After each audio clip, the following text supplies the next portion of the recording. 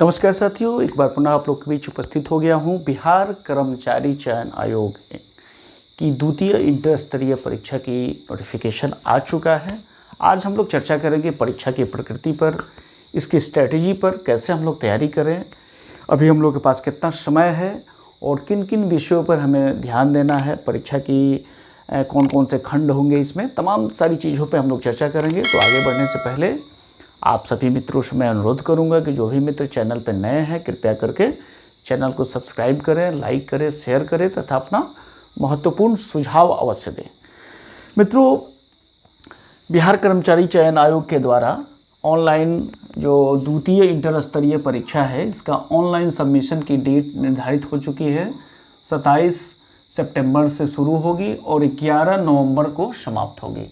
तो अंतिम समय का इंतज़ार न करते हुए समय से अपना आवेदन अवश्य करेंगे। आइए देखते हैं मित्र, परीक्षा की प्रकृति क्या है, क्योंकि मेन हम लोग का फोकस यही है कि कैसे इस परीक्षा को हम लोग निकालें। पदों की संख्या बहुत अधिक है, लगभग 11,098 पद इसमें है। तो जाहिर सी बात है कि इसमें परीक्षार्थियों की संख्या भी उसी अनुपात में होगी। तो हमें किस तरीक़े से तैयारी करनी है, किन किन विषयों पर अधिक ध्यान देना है, इस पर हम लोग चर्चा करते हैं। देखिए, परीक्षा की जो प्रकृति है, ये प्रारंभिक परीक्षा जो होगी ये 150 अंकों की 150 प्रश्नों की होगी।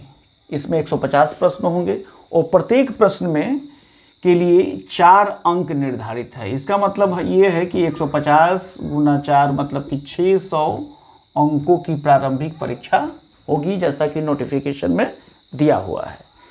इसके अतिरिक्त इसमें एक और महत्वपूर्ण बात यह है कि प्रत्येक गलत प्रश्न के लिए 1 अंक काटे जाएंगे।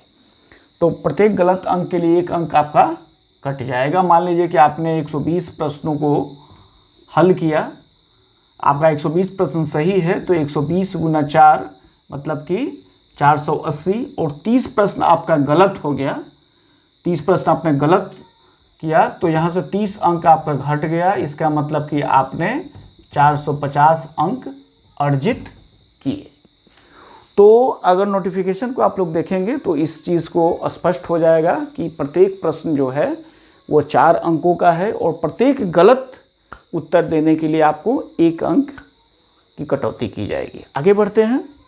जो समय निर्धारित है इसके लिए ये 2 घंटे 15 मिनट का है और यह जो परीक्षा है ये 3 खंडों में विभाजित है। 3 खंड में सबसे पहला खंड है वो सामान्य अध्ययन का है। सामान्य अध्ययन के अंतर्गत समसामयिकी भी शामिल है।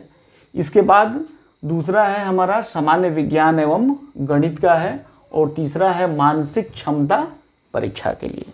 तो अगर 150 प्रश्नों को अगर हम लोग एक अनुपात में बांटें तो लगभग 50-50 अंक प्रश्न तीनों खंड के लिए आ जाते हैं। चूँकि कुल प्रश्नों की संख्या 150 है और 3 खंड है, सामान्य अध्ययन का खंड है, सामान्य विज्ञान एवं गणित का खंड है और मानसिक क्षमता परीक्षा है।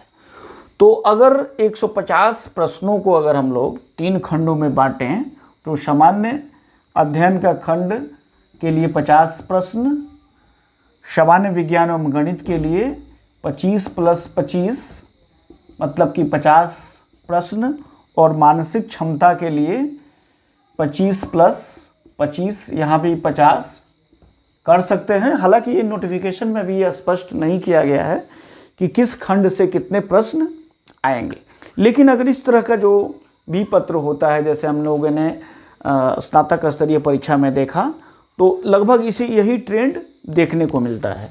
तो सामान्य अध्ययन के लिए 50 प्रश्न हो गया और यहाँ हो गया सामान्य विज्ञान से 25 प्रश्न और गणित से 25 प्रश्न।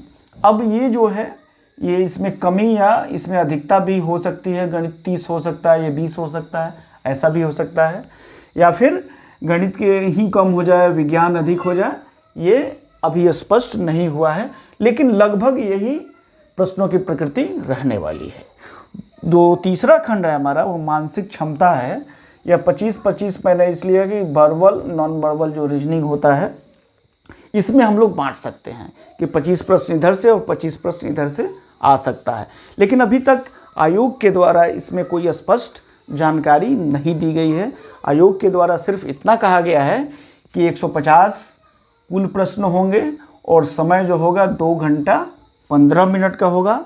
अब हमें इन जो 3 खंड है, जिसमें कि पहला खंड सामान्य अध्ययन का है, सामान्य खंड के अध्ययन के खंड में ही आपको समसामयिकी भी समाहित है। जो दूसरा खंड हमारा सामान्य विज्ञान से है और उसी में गणित भी है। तो तीनों खंडों को हम लोग बारी बारी से इस पर हम लोग चर्चा करेंगे और देखेंगे कि इसकी तैयारी में हमें किन किन चीज़ों की सावधानी बरतनी होगी। चूँकि फॉर्म भरने की अंतिम तिथि नवंबर है, 11 नवंबर है, तो 11 नवंबर से अगर हम लोग 3 महीने के बाद का समय देखते हैं, 90 दिनों का समय अमूमन मिलता है, तो लगभग ये परीक्षा मुझे लगता है कि फरवरी के अंत में या फिर मिड मार्च तक होने की पूरी संभावना है। तो मिड मार्च को अगर हम लोग लेकर के एक टारगेट लेकर के चले, कि अगर मान लीजिए कि 15 मार्च 2024 तक परीक्षा अगर ये होने की पूरी संभावना इसलिए है क्योंकि अप्रैल मई में आम चुनाव होने वाले हैं। तो आम चुनाव में सारी मशीनरी उसमें लग जाती है, सारा सिस्टम उसमें काम करने लगता है। तो आयोग भी यह चाहेगा कि उससे पहले ये परीक्षा ले लें, क्योंकि इसमें परीक्षार्थियों की औसत अगर देखा जाए तो 10 लाख से ऊपर की होगी संख्या। तो 10 लाख से लेकर के 15 लाख के बीच में होगी।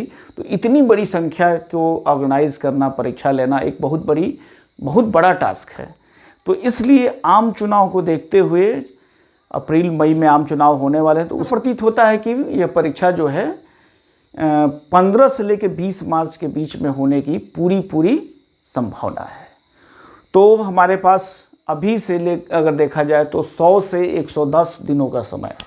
तो 110 दिनों में हमें किस तरीके से इस परीक्षा को तैयारी करनी है, तो हमें अधिक से अधिक समय देना है पहला खंड और दूसरे खंड में। तीसरा खंड भी महत्वपूर्ण है, लेकिन तीसरा खंड को अगर एक बार आप देख लेते हैं, एक बार समझ लेते हैं, विषय वस्तु को जान लेते हैं, तो उसमें ज़्यादा कुछ करने के लिए नहीं रह जाता है, सिर्फ उसमें प्रैक्टिस करने की ज़रूरत होती है। लेकिन जो आपका पहला और दूसरा खंड ये काफ़ी विस्तृत खंड है। तो इन दोनों ही खंडों को हम लोग बारी बारी से एक अलग से एक वीडियो बना करके आप लोग के सामने ये रखेंगे कि इसमें सामान्य अध्ययन की तैयारी कैसे करें, और जो दूसरा खंड हमारा है जो कि सामान्य विज्ञान और गणित की तैयारी कैसे करें। तो वीडियो आपको कैसा लगा, अपना राय अवश्य देंगे। बहुत बहुत धन्यवाद मित्र।